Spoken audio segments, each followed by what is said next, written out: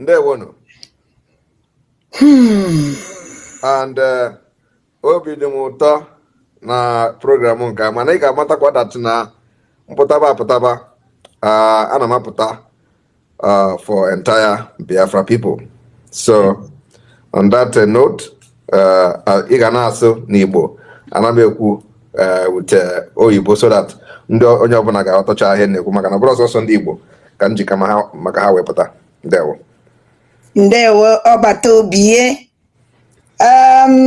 ọbata ụmụ Igbo na-anụ n'ife ọbata obi ekwula ndị ọnwụ na unu n'anya eziokwu because na leader anyị nwere awụrụ ọsọsọ leader ụmụ Igbo ọ leader Biafra niile sacrifice ọbata obi enyela awụ sọnsọ anyị nwenwu ndị Igbo o nyere sacrifice for the whole Biafra so nsogbu adịghị anyị ga-eme ya accept because na maka ndị na-asị na ọbata obi anaghị asụ Igbo